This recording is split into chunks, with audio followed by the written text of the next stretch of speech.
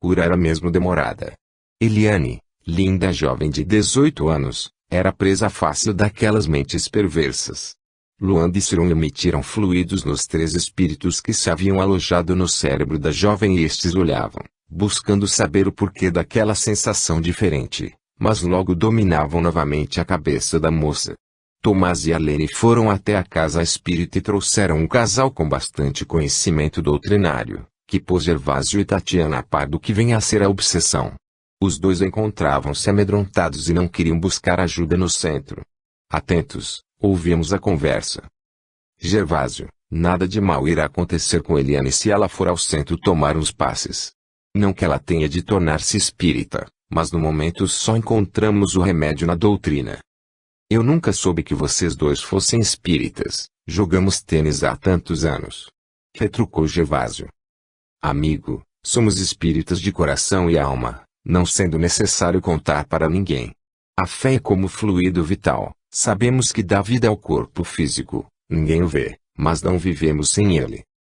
A mãe de Eliane era mais inflexível. Desculpe, mas acho que espiritismo é coisa de louco e ignorante.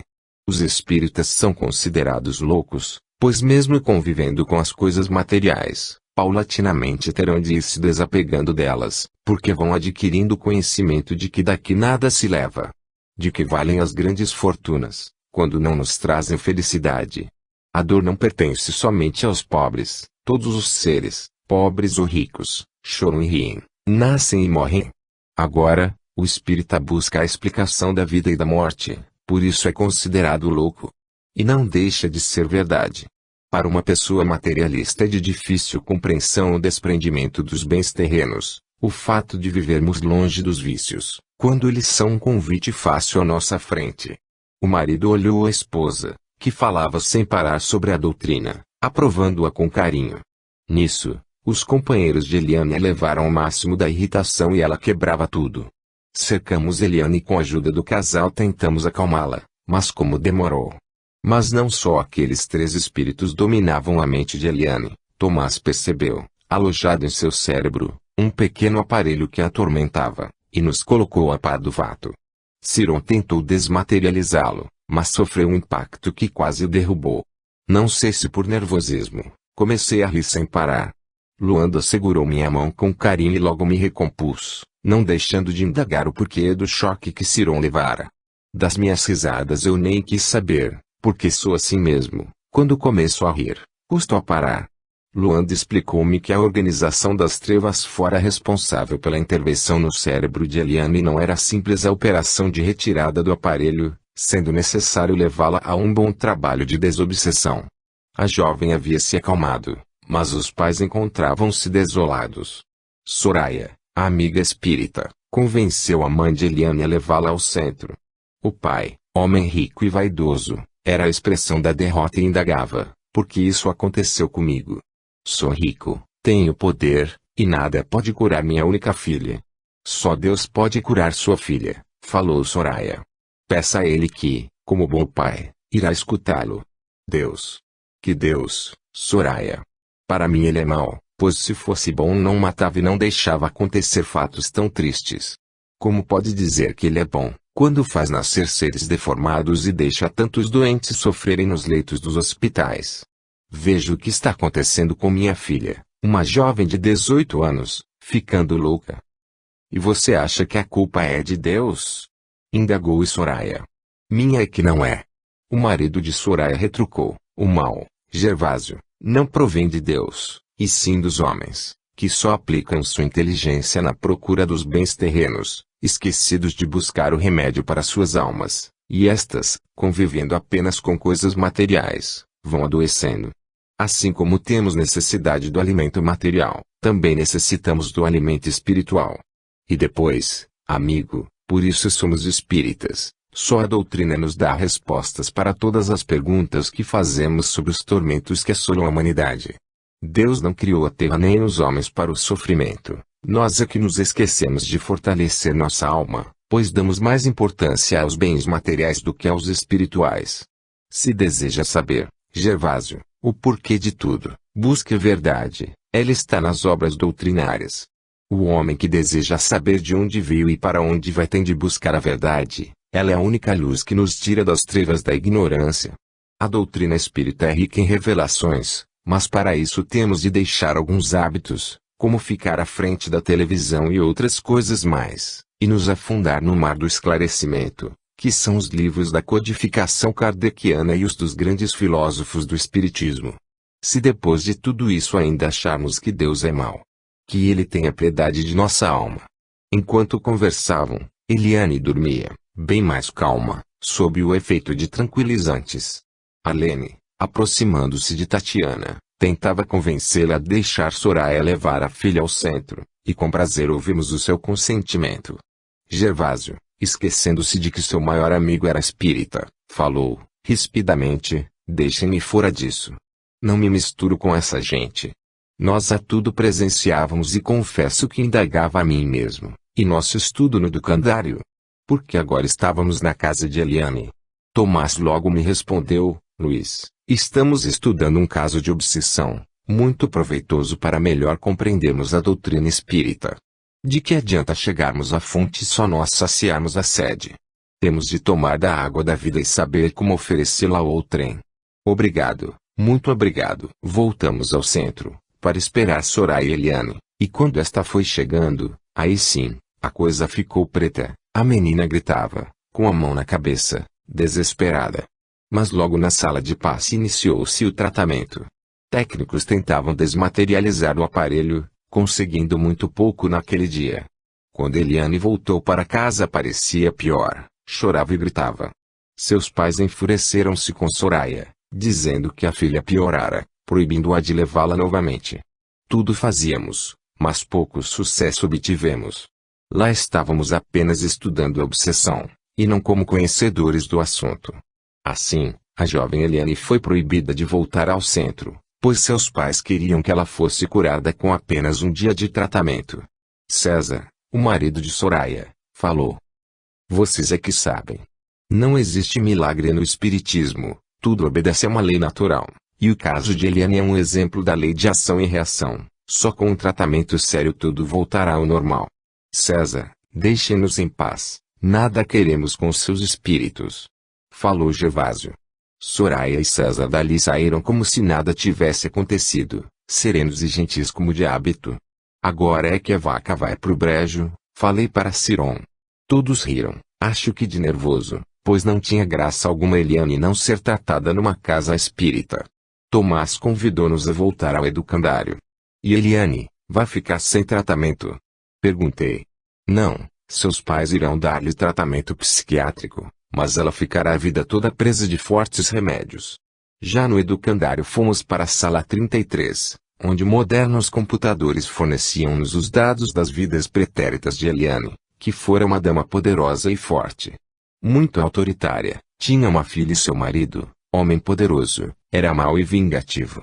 Um dia a filha da grande senhora, hoje Soraya, sua amiga, apaixonou-se pelo jovem Marcelo. Todos foram contra a moça e tudo fizeram para separá-la do namorado. A velha senhora e o marido, tão preocupados estavam com o namoro, que envenenaram o jovem namorado, e este até hoje odiava aquele casal, encarnado como Eliane e seu pai Gervásio. A mãe de hoje, reencarnada como Tatiana, fora governanta do passado que, sem escrúpulo, ajudara a matar pouco a pouco o jovem Marcelo. Hoje ele era o vingador, pois jamais as perdoara. Sendo Soraya a filha prejudicada de ontem, por que não tenta mudar o comportamento da família? Perguntei. Isso é o que tentamos, mas as reminiscências são tão fortes que eles rejeitam o remédio. E Eliane, a mulher autoritária de ontem, hoje sofre o que fez de mal para com seu próximo. Não sei, não, Tomás, mas se me der consentimento, vou levar Eliane ao centro espírita, nem que seja à força. Pensarei no caso. Até lá vamos orar por essa família sem fé e sem amor. Dali partimos para a sala de estudo sobre obsessão, mas antes abri meu livro amado e caiu o Salmo 81, Deus está presente na Assembleia Divina no meio dos deuses profere o seu julgamento. Até quando julgareis injustamente e tereis respeito humano a favor dos pecadores? Fazei justiça ao humilde e ao órfão, atendei a razão do aflito e do pobre. Tirai o pobre e livrai o desvalido da mão do pecador. Não souberam nem atenderam, andam nas trevas, abalam-se os fundamentos da terra.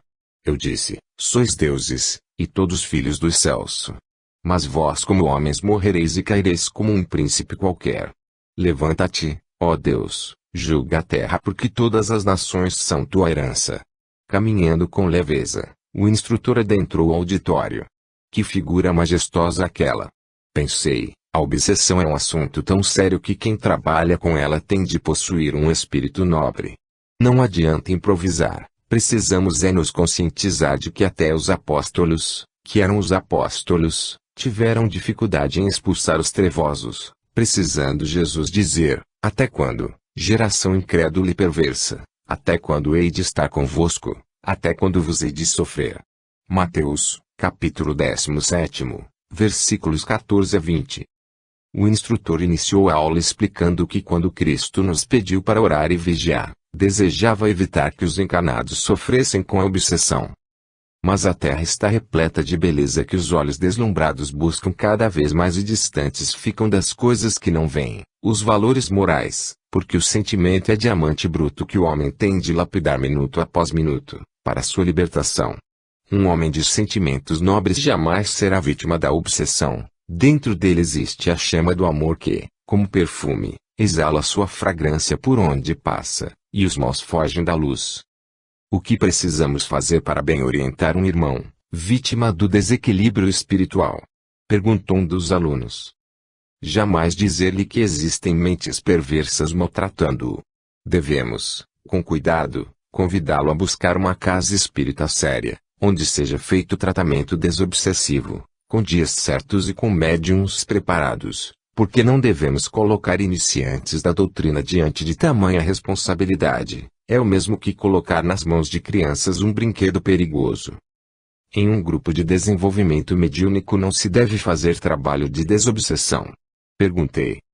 Não, quem deseja realizar tal trabalho tem de criar na casa um dia específico, com médiuns capacitados. Não se entrega um doente em estado grave a um médico residente. Obrigado, irmão. Outro aluno indagou, mas em O Livro dos Médiuns, na segunda parte, capítulo 17, item 211, está escrito, o escolho com que topa a maioria dos médiuns principiantes é o de terem de haver-se com espíritos inferiores e devem dar-se por felizes quando não são espíritos levianos. O instrutor respondeu, se o irmão for além, nesse mesmo parágrafo, encontrará, toda a atenção precisam porém que tais espíritos não assumam predomínio, porquanto, em acontecendo isso, nem sempre lhes será fácil desembaraçar-se deles. É ponto este de tal modo capital, sobretudo em começo, que, não sendo tomadas as precauções necessárias, podem perder-se os frutos das mais belas faculdades. O iniciante tem de primeiro possuir fé e humildade para buscar o estudo sério. Errado é, em vez de nos elucidarmos, pretendemos de imediato um contato com o mundo que muitos encarnados desejam conhecer, mas não querem se esforçar para adquirir os méritos necessários.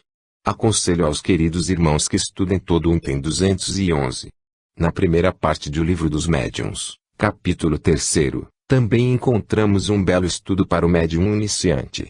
Fiz outra pergunta. É certo alguns orientadores dizerem às pessoas que tudo que lhes acontece de mal é decorrente da mediunidade não desenvolvida e que por isso devem desenvolvê-la?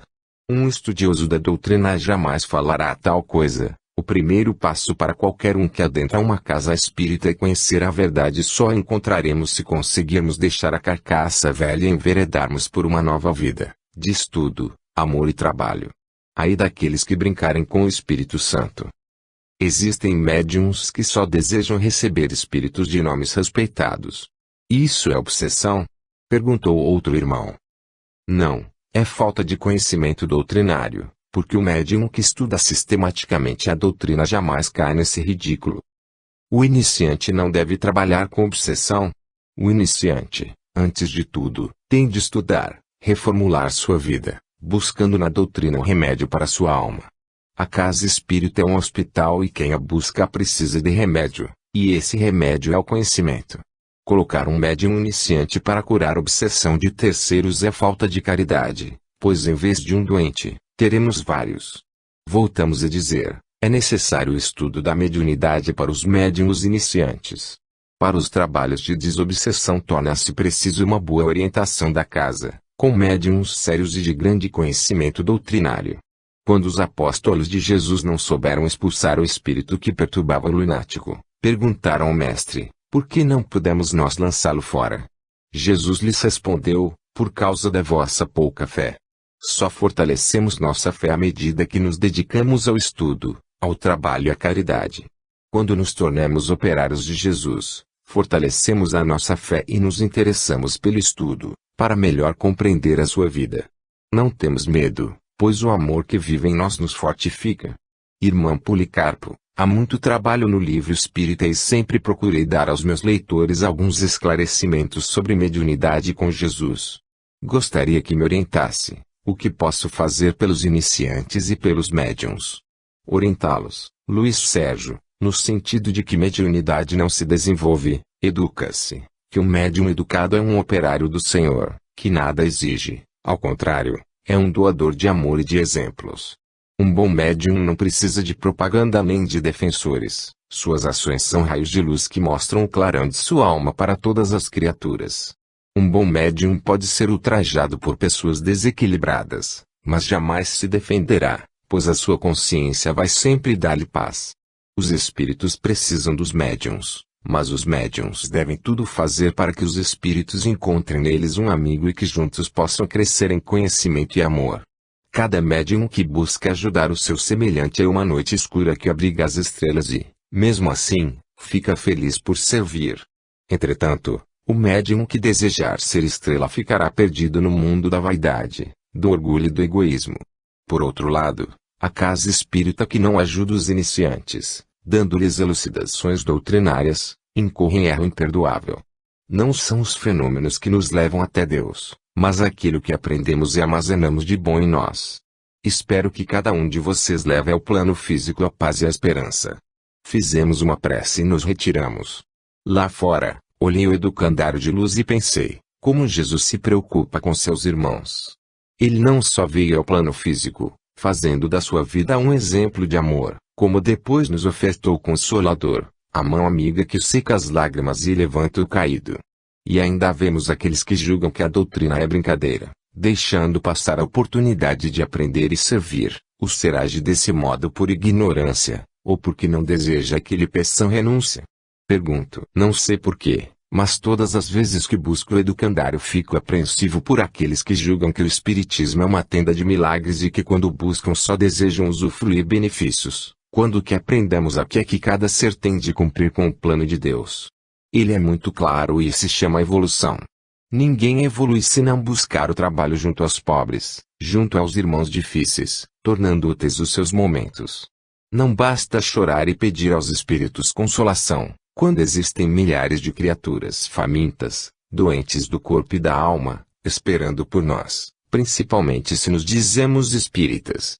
Quando estudamos a doutrina vamos percebendo que a vida física é passageira e que o Cristo, o Consolador, espera que cada um de nós faça alguma coisa pelo próximo.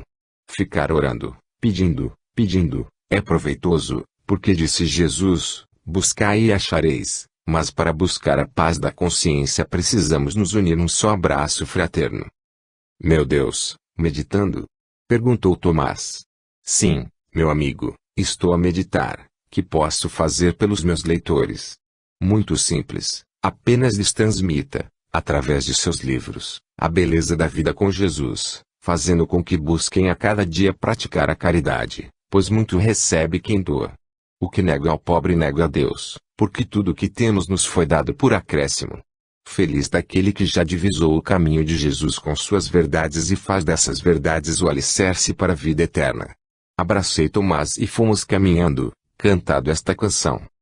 Doutrina espírita, força de Deus, doutrina espírita, força de Deus, quero buscar-te, és o meu lar, quero buscar-te.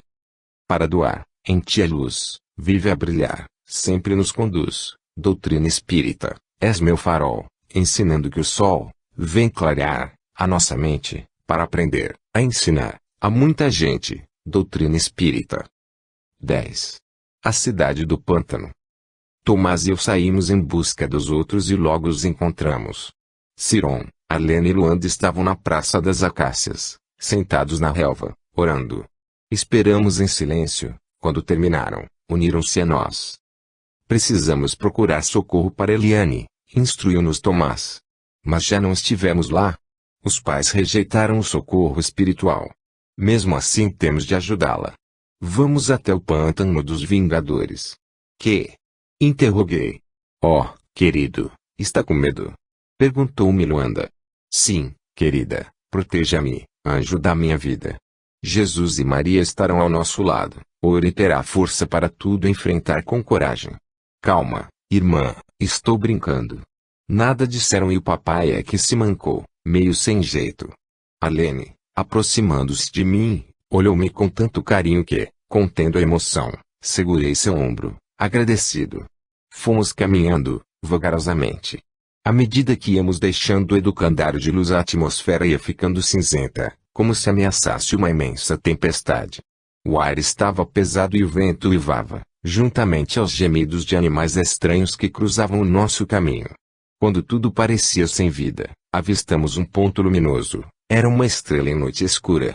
Cefei meus olhos e orei, agradecido, não demorando a chegar ao lar de Maria, onde fomos recebidos por Constância, Anicia, José Tadeu, Aristides e Joselito.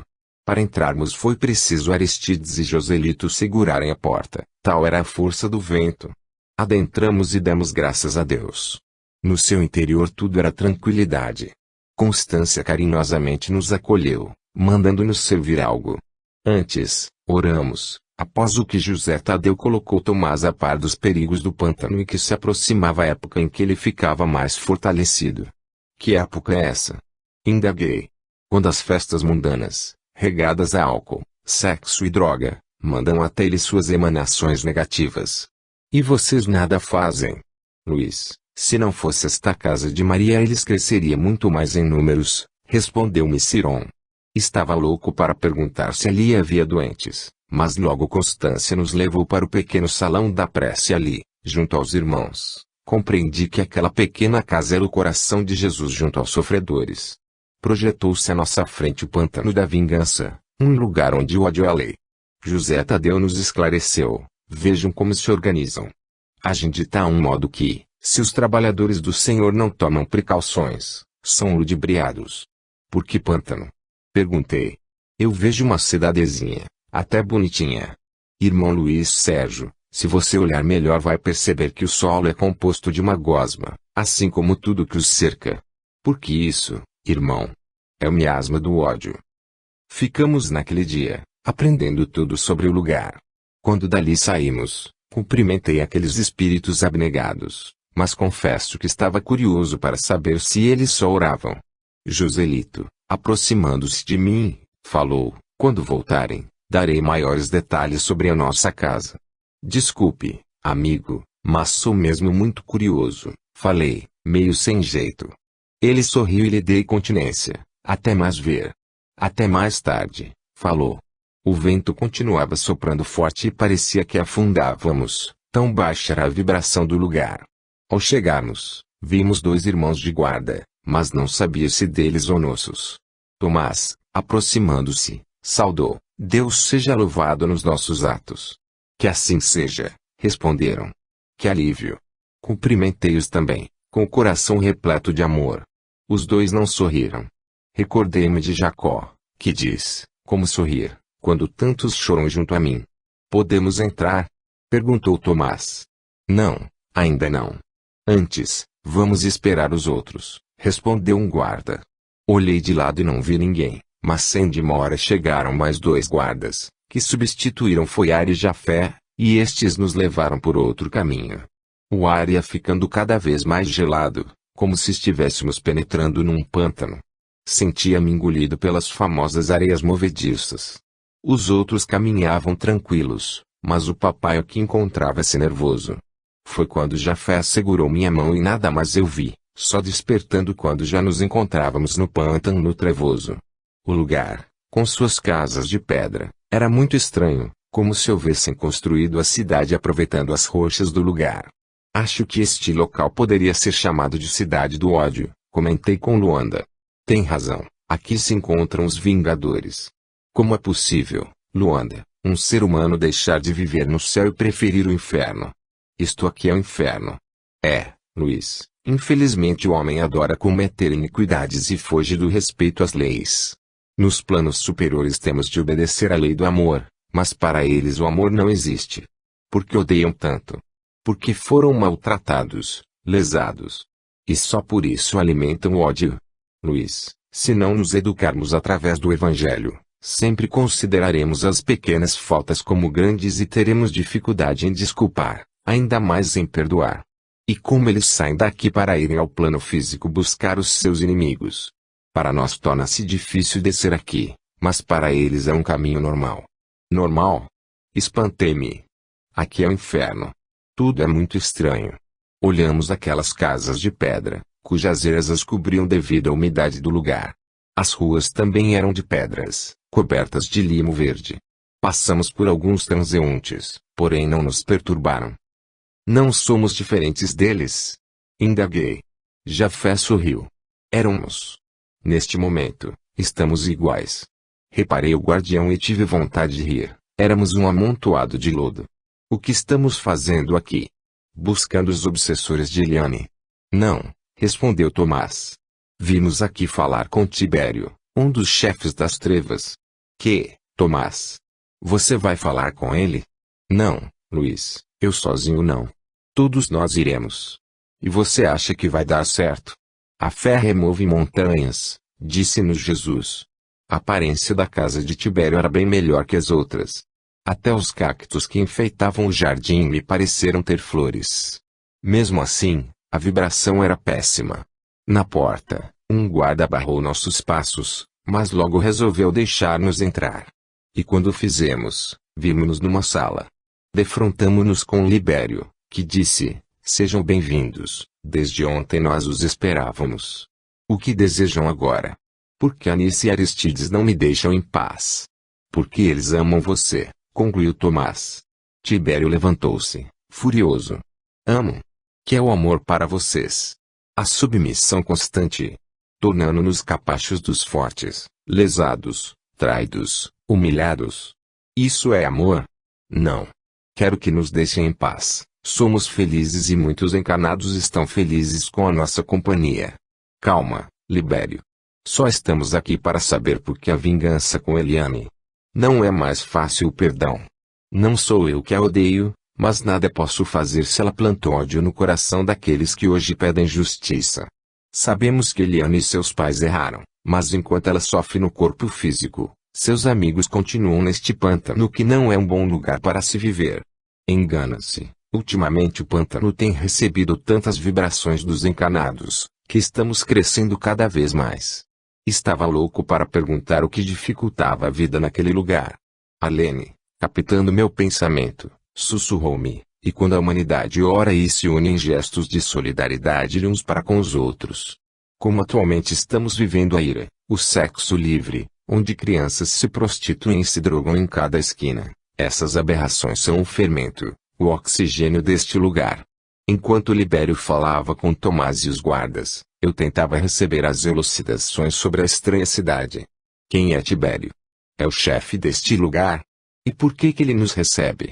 Nisso, sua voz atingiu-me, rispidamente: menino, você é muito curioso, aprenda a falar só quando for o chamado.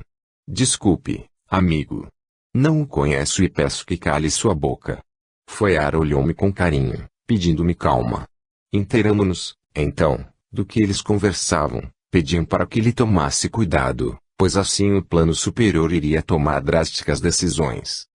Você sabe, Tibério, que nós queríamos que você e seus companheiros descobrissem o caminho de Jesus, mas desde o momento em que não respeitam o seu próximo, terão de arcar com as consequências, e o plano superior vai dar um basta nesta situação. E o meu livre-arbítrio? Existe um determinado momento em que o Senhor interfere. O livre-arbítrio é como a vida, nos pertence. Entretanto o Senhor pode mudar-nos de morada. E este pântano poderá tornar-se apenas um pântano.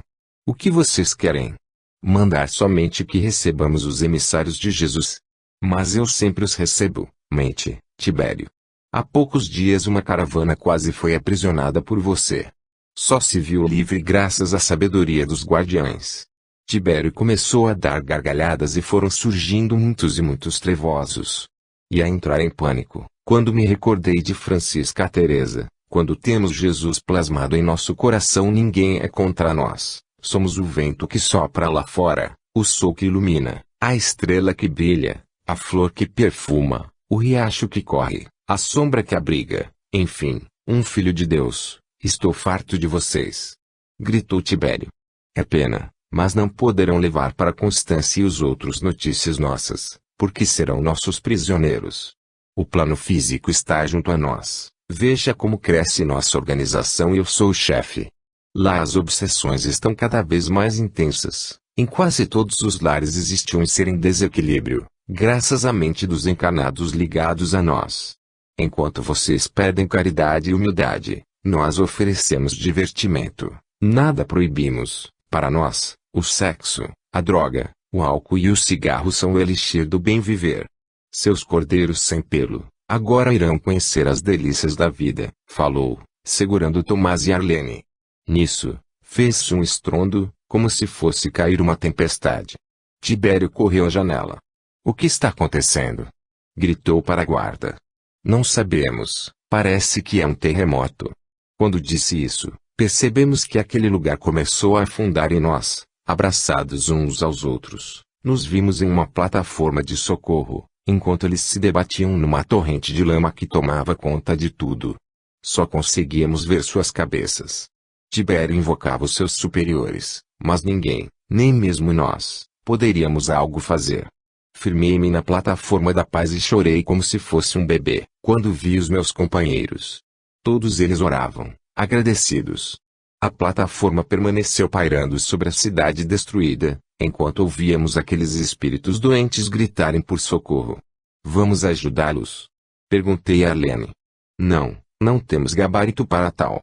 Agora terão de ficar prisioneiros, pois não souberam viver em liberdade. Os miasmas da droga, do sexo, dos vícios, enfim, não irão ajudá-los. Não. Porque entre os encarnados uma onda de amor cresce e está unindo a muitos. E foi aproveitada esta vibração para destruir a cidade do pântano. E eles ficaram presos no pântano, sem casa. Sim, até o pedido de socorro. Vimos os rostos daqueles homens, se podemos assim chamá-los, deformados não pela dor e sim pelo ódio, e pensamos, como é bom amar, somos felizes quando amamos. Assim ficaram. Retiramo-nos, levando na mente a degradação do espírito sem Deus e nos sentimos protegidos pelas mãos de Jesus, que não decepciona aqueles que praticam a caridade do trabalho ao próximo. Orava baixinho, com o rosto banhado em lágrimas, quando ouvi a voz de Francisca Teresa, que cantava esta canção.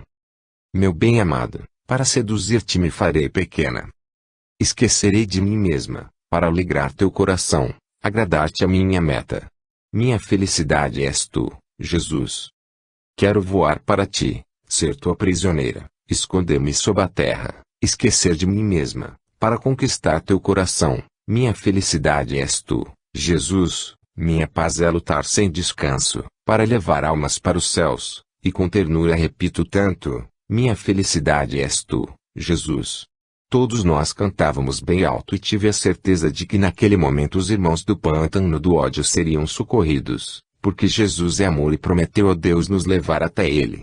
Estávamos de volta ao lar de Maria, onde fomos recebidos por Constância, e nos vimos naquele lar onde a limpeza e as flores davam-nos as boas-vindas e uma música suave trazia tranquilidade. Sei que estão curiosos para saber por que nos servimos de vocês para dar um basta no pântano, falou Aristides. É isso mesmo que estou pensando, falei. Acho que Tomás e meus outros irmãos não estão curiosos, mas eu confesso que não estou entendendo nada. Primeiro vamos fazer uma prece de agradecimento e depois conversaremos. E assim aconteceu. Logo depois, estávamos bem instalados na bela sala onde nos foi projetada a organização de Tibério. Dali ele enviava suas equipes de obsessores que se juntavam às criaturas sem Deus, sem amor e sem respeito familiar, levando-as à degradação. Quanto mais no plano físico elas se afundavam na orgia, mais cresciam no plano espiritual as zonas trevosas. O encarnado julga que é dono de sua vida, elucidou-nos Aristides. Dá-se o mesmo com um jovem que o pai coloca numa ótima escola e ele negligencia as lições, preferindo fugir do aprendizado para aproveitar a vida, como dizem. Só que um dia ele terá de sair da escola. Ninguém fica a vida inteira no colégio ou na universidade, e aí, como vai viver? Não tem um curso, nada aprendeu, ou procura um trabalho humilde ou parte para a marginalidade. Hoje vocês estiveram junto àqueles que não aproveitaram a universidade da terra e preferiram a marginalidade, só fazendo o mal. Deus é culpado? Não. Nós somos culpados? Não. Eles é que tornaram o próprio caminho um pântano de dor. Sodoma e Gomorra ficariam assustadas diante da depravação de alguns encarnados, onde o sexo é praticado mais ferozmente do que entre os animais.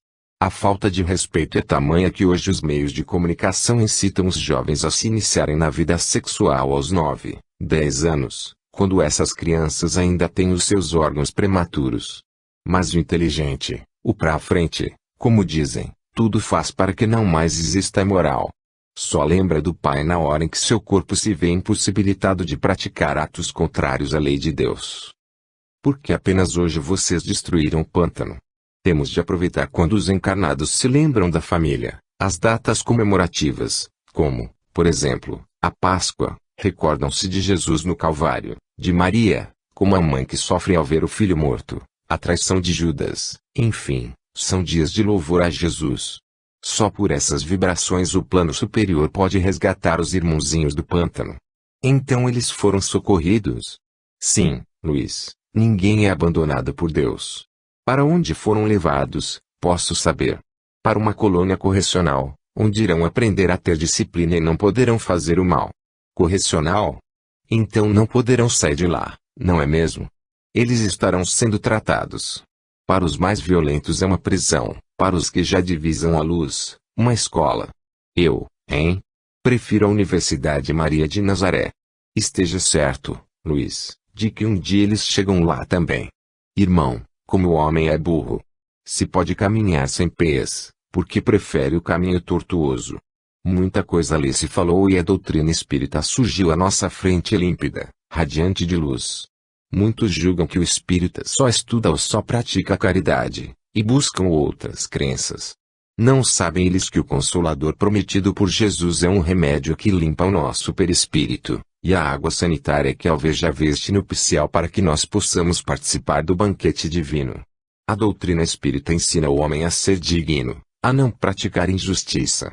Quem chega à doutrina tem por dever se curar, buscando no estudo a orientação dos grandes espíritos que nos esclarecem que o único caminho que leva a Deus é a caridade e que Jesus é que está à frente, nos ensinando a vencer os obstáculos. Porque ainda descuidam da doutrina, achando que ela não nos ajuda a vencer as dificuldades financeiras, as lutas do dia a dia, buscando amuletos, talismãs, fazendo feitiçaria. Enfim, o que queremos nós? Uma vida de paz. E por que não a encontramos na doutrina? Simplesmente, porque estamos sujos de egoísmo, vaidade, orgulho, avareza, maledicência, ódio, preguiça. Mas com a graça divina um dia Deus vai dar um basta no pântano onde estamos atolados e peçamos a Ele que nos dê forças para que, antes disso, nós mesmos busquemos o caminho, a verdade e a vida. Acho que muitos julgam difícil entender a doutrina espírita. Tem dificuldade de compreender como pode uma pessoa não se cobrir, ao contrário, despir-se, para vestir outrem e onde todos têm de doar amor ao próximo. Diz Francisca Teresa, poucas pessoas sabem encontrar a doutrina espírita, porque ela está escondida na humildade e o mundo gosta do que brilha. Ainda diz Francisca Teresa, se a doutrina tivesse querido mostrar-se a todas as almas com todo o seu brilho e sabedoria, sem dúvida nenhuma só pessoa teria repelido, mas ela não quer que a amemos pelo seu brilho e sabedoria, ela deseja que cada um se esforce para ser digno das promessas do Cristo. O caminho do educandário nos pareceu uma alameda de luz, onde, de mãos dadas, cantamos o hino do amor, com o coração repleto de agradecimento ao Senhor do céu e da terra, nosso Pai amado, uno, indivisível, infinitamente bom e justo, Deus. Iná nos recebeu com todo o seu carinho. Logo tivemos de buscar a sala de aula, onde o irmão Lázaro José iniciou a palestra sobre a influenciação dos espíritos desencarnados junto aos encarnados, a razão por que o encarnado precisa orar e vigiar, principalmente se está à procura do conhecimento espiritual. Quem deseja abraçar a doutrina espírita tem de deixar as coisas temporais, que ao mundo físico pertencem, porque ao nos encontrarmos em seu interior estamos em busca das verdades espirituais. Diante delas, temos de nos conscientizar de que o mundo físico é um empréstimo de Deus, uma escola onde tentamos aprender a conviver uns com os outros. Entretanto, quem buscar o hospital de Deus e desejar somente resolver seus problemas pessoais é muito mais culpado, porque aquele que longe se encontra da verdade tem menos culpa, ainda não divisou a luz. Agora nós, que abrimos o portão do mistério, que temos acesso a toda a literatura espírita e continuamos apegados aos bens terrenos e à pequenez das coisas terráqueas, não queremos progredir, estamos apenas nos aproximando da doutrina por curiosidade ou porque recebemos dela algum benefício. Mas não, isso não. A doutrina é o barco que faz com que nossos espíritos tenham condição de despir a indumentária carnal com dignidade. Deus colocou Jesus na terra e ele, através do exemplo, nos ensinou sobre a vida eterna. Quando os judeus e fariseus tentaram tirar-lhe a vida, ele nos mostrou que ninguém morre, porque o amor é vida e feliz daquele que ama a Deus e ao próximo. E esse mesmo Jesus, que maltratamos com os nossos erros, prometeu-nos o Consolador, para nos dizer tudo o que ele não teve tempo de dizer. E o Consolador, que vem a ser a doutrina espírita, esclarece o homem sobre a vida. Feliz daquele que chegou ao poço da verdade, a doutrina, e se dessedentou com perseverança e amor. Infeliz daquele que, junto à cisterna, jogou fora o precioso líquido, porque é um escravo da vaidade, do egoísmo, do orgulho e da avareza. Muitos estudam a doutrina mas não a colocam no coração, e ela só germina com o adubo da caridade. Somente visitar os templos nada acrescenta à nossa evolução. O homem precisa tirar a venda dos olhos e divisar a vida espiritual, a morada verdadeira dos espíritos. E a doutrina é a irmã amiga que nos esclarece e nos dá a mão. No item 7 da introdução do Livro dos Espíritos há uma frase muito bonita: o homem que julga infalível a sua razão está bem perto do erro. Sabemos que o homem orgulhoso, chegando à doutrina, deseja adorná-la com suas ideias, esquecendo de buscar nas obras básicas a verdade. Se todos os que se dizem espíritas estudassem a doutrina e a colocassem em prática, não estaríamos hoje aqui tentando dizer àqueles que dirigem uma casa, que têm a direção de um grupo, que psicografam livros, enfim, que levam o esclarecimento a outrem. Cuidado! O homem passa, mas a doutrina permanece, porque as coisas de Deus são eternas. Se fomos chamados para o trabalho espírita, temos de procurar a verdade e ela não nos aponta erros, mas é tão real que, como um espelho, mostra-nos as nossas deformações e felizes seremos se, ao percebê-las, nem que sejam algumas, nos esforçamos para ficar livres delas.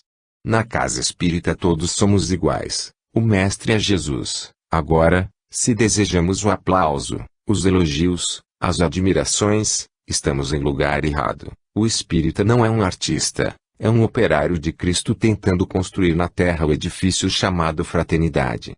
No item 8, da introdução do Livro dos Espíritos, está escrito: acrescentemos que o estudo de uma doutrina, qual a doutrina espírita, que nos lança de súbito numa ordem de coisas tão nova quão grande, só pode ser feito com utilidade por homens sérios, perseverantes, livres de prevenções e animados de firme e sincera vontade de chegar a um resultado. Não sabemos como dar esses qualificativos aos que julgam a priori, levianamente, sem tudo ter visto, que não imprimem a seus estudos a continuidade, a regularidade e o recolhimento indispensáveis. Esta passagem é muito propícia também aos falsos espíritas que brincam de adivinhos, querendo colocar suas ideias como adereços à inatingível doutrina espírita. É só buscarmos as respostas nas obras básicas e nas dos grandes filósofos que encontraremos a chave da porta através da qual estamos tentando entrar, ou arrombá-la, por achar mais fácil, não querendo comprometer-nos com o estudo sério, porque ele vai nos apontar as falhas do nosso caráter. Percebemos que hoje muitos dos que se dizem espíritas estão brincando com os espíritos superiores como se estes fossem uns desocupados, atendendo ao chamado de pessoas inescrupulosas que só desejam brincar com os espíritos, mas estes fogem dos ociosos e dos vaidosos. Uma pessoa séria, ao chegar à doutrina, deve buscar a verdade para não cair no ridículo. E o pior é que estas pessoas que se dizem espíritas estão aumentando cada vez mais, porque as casas, ditas espíritas, não estão oferecendo uma orientação segura. Basta sair um livro novo para logo ser adotado no centro, quando o presidente de uma casa espírita tem de colocar nas mãos do iniciante o livro dos espíritos e fazer do estudo da sua introdução o mapa da mina. Só vamos adentrando no estudo, através de todos os livros da codificação. Por exemplo, estamos no item 8, da introdução. Vamos buscar na parte 2ª, capítulo 1. Diferentes ordens de espíritos, questão 96. São iguais os espíritos, ou há entre eles qualquer hierarquia? São de diferentes ordens, conforme o grau de perfeição que tenham alcançado. O dirigente do grupo deve ler e reler todo este capítulo sem pressa. Não adianta dizer que já estudou toda a codificação. O que precisamos salientar é que não paramos de estudar a codificação. A cada dia esses ensinos divinos mais adornam o nosso intelecto e nossos corações. Estudando Introdução, item 8, vamos também buscar, em O Livro dos Médiuns, segunda parte, capítulo 24, da Identidade dos Espíritos, segunda parte, item 266. O dirigente deve estudar todo este capítulo, que será muito proveitoso para quem deseja bem servir a doutrina. E também devemos buscar no pequeno e maravilhoso livro que é o Espiritismo, o capítulo 1, Diversidade dos Espíritos, e o capítulo 2, Charlatanismo, item 89. Certas manifestações espíritas facilmente se prestam à imitação, porém, apesar de as terem explorado os prestidigitadores e charlatães, do mesmo modo que o fazem com tantos outros fenômenos, é absurdo crer-se que elas não existam e sejam sempre produto do charlatanismo. Prestem atenção neste parágrafo que se segue. Quem estudou e conhece as condições normais em que elas se dão distingue facilmente a imitação da realidade. Além disso, aquela nunca pode ser completa e só ilude o ignorante, incapaz de distinguir as diferenciações características do fenômeno verdadeiro. Inteirando-se do conteúdo filosófico da doutrina e o colocando em prática, o homem não cairá no ridículo. É muito triste ser um falso profeta e hoje, infelizmente, estamos encontrando na árvore espírita muitos frutos corroídos pelo orgulho e pela falta de conhecimento cristão. Agora estamos tratando da necessidade de uma mudança no homem que busca a doutrina. Allan Kardec colocou em O Evangelho segundo o Espiritismo que a caridade é o único caminho da salvação e quem tem caridade no coração não é vaidoso. A vaidade é que leva o homem a mistificar, a tornar-se um falso profeta. Ele se considera o dono da verdade, não só da verdade como da doutrina, e faz do riacho de águas cristalinas um mar morto, infecto na profundidade com a aparência de um mar tranquilo. Mas a doutrina é como fluido vital, ninguém o vê, mas dele precisa para viver. A doutrina é Jesus novamente nos recitando o Sermão da Montanha. Bem-aventurados os pobres de espírito, bem-aventurados os misericordiosos, bem-aventurados os mansos e pacíficos. Enfim, se aqueles que se dizem espíritas são orgulhosos, ásperos, brigantes e faltam com a misericórdia para com seus irmãos, estão brincando com o Espírito Santo, e aí de quem o fizer. Desejo a todos um bom aprendizado e que cada um leve para o plano físico a mensagem de que aos espíritas não é dado o direito de se distanciar da caridade, porque ela é que os torna mansos e pacíficos, misericordiosos e pobres de espírito, mas ricos de amor. Só ela levanta do túmulo o orgulhoso e faz dele um novo homem. Sem a doutrina somos o vento que sopra, a chuva que cai, a terra que treme. Com ela somos a árvore cuja raiz suporta a tempestade, a semente que germina, a terra renovada. Deus nos proteja. Lázaro José. Fomos saindo devagar. Segurei o braço de Arlene e ela endereçou um olhar de carinho, porque somos irmãos que precisam uns dos outros para o crescimento necessário. Dali fui até minha casa, onde vovó muito preocupada se encontrava com família física. Cezinha e Júlio não andavam bem de saúde, assim como outras pessoas da família. Disse a ela que o corpo físico é uma matéria sujeita ao desgaste e que juntos iríamos orar pela paz de todos. Luiz Sérgio, Disse-me vovó, às vezes eu quero ir até a casa da Zilda, mas fico com medo de atrapalhar. Quero saber se posso ir sempre vê-la. Vovó querida, poder a senhora pode, mas não é certo, deixe que os encarnados cuidem deles. Fico preocupada, você sabe, não é? Tirei o dia para visitar amigos e parentes. Vovô Arthur trabalhava no receituário mediúnico no plano físico. Vovô Jucundino esforçava-se por acompanhar os grupos de assistência social. Vovó Josefa ainda se recuperava, mas procurava ajudar seus irmãos em sofrimento. Outros ainda precisavam muito da caridade dos encarnados. Todos nós devemos saber que sem ela não existe salvação, que quando alimentamos um faminto é nós que o estamos fazendo. Ao nos preocuparmos com aqueles que tiritam de frio, é o nosso espírito que estamos agasalhando. Luiz Sérgio chamou vovó. Você está triste. O que está acontecendo? Nada, meu amor eterno, falei, levantando-a nos braços. Ela, dando gostosa risada, dizia-me, coloque-me no chão, assim eu fico tonta. Com que carinho eu não só a desci como lhe beijei os cabelos. Ali fiquei uns 3 dias, aproveitando para estudar mais um pouco. Logo encontrava-me junto aos outros, que já me esperavam no Jardim das Hortênsias. Olhando aquele campo florido, recordei de uma irmã que adora hortênsias. Este campo deveria chamar-se Recanto da Caridade, falei para Lene. Por quê?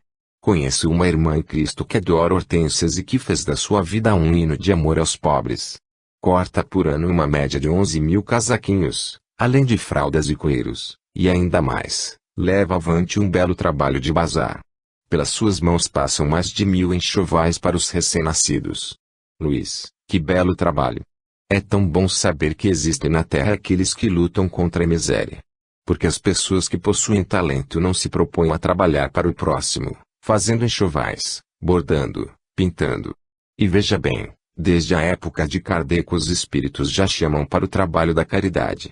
No capítulo 13º de O Evangelho segundo o Espiritismo, item 4, encontramos, aprende a fazer obras úteis e confeccionarás roupas para essas criancinhas. Desse modo, darás alguma coisa que vem de ti. Neste mesmo capítulo, item 11, há um chamado para aqueles que estão se sentindo os mais infelizes da terra, que os meus amigos encarnados creiam na palavra do amigo que lhes fala, dizendo-lhes, é na caridade que deveis procurar a paz do coração, o contentamento da alma, o remédio para as aflições da vida. Nisso, chegou Ciron e falou, gosto também do item 16 desse capítulo de O Evangelho segundo o Espiritismo, os pobres são os seus filhos bem-amados, trabalhar para eles é glorificá-lo.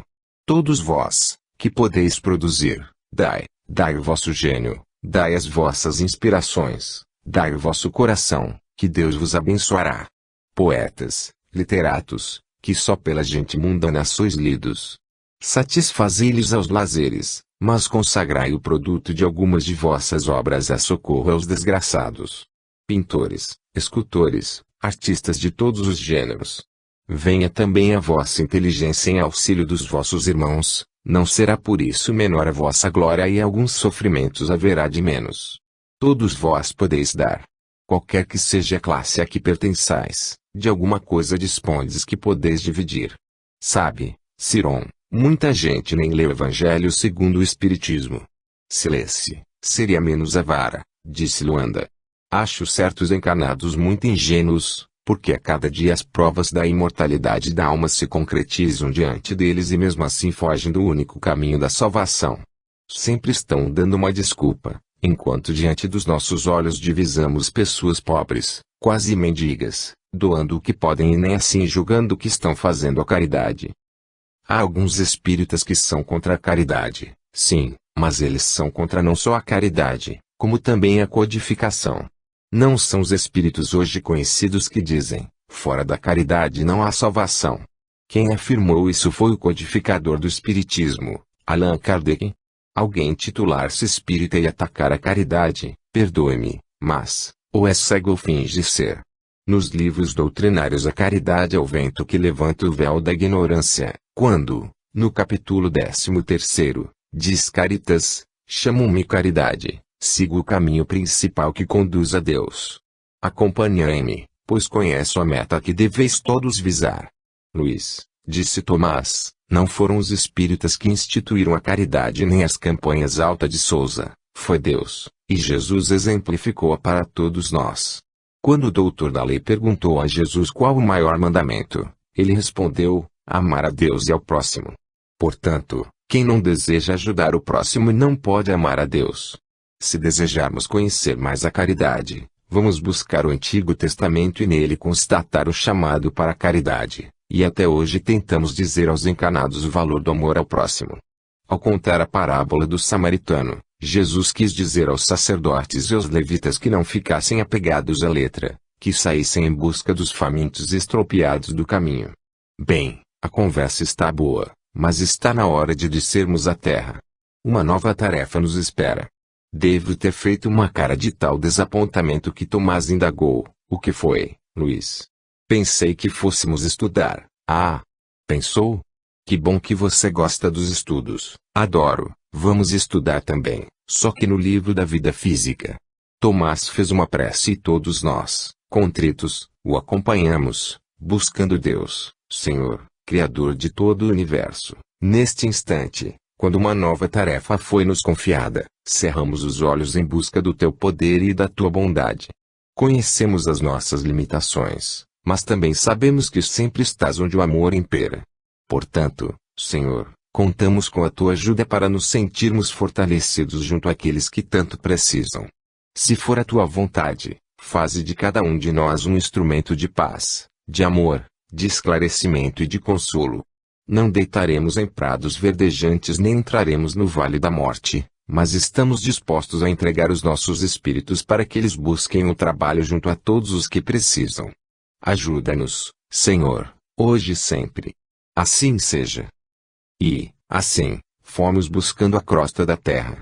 À medida que se aproximava o plano físico, sentíamos quão grande é o poder de Deus, que não mata a seus filhos, transporta-os para uma nova vida de aprendizado. Uma lágrima caiu dos meus olhos, não a lágrima da dor nem a da saudade, como diz irmão Jacó, mas uma lágrima que logo se transforma em pérola e junto a outras lágrimas vão formando um colar de amor ao próximo. Olhei os dois planos e amei o nosso planeta Terra, envolto por uma camada de fluidos azuis que faz com que o homem, que tem o privilégio de o contemplar, sinta quão imenso é o poder de Deus.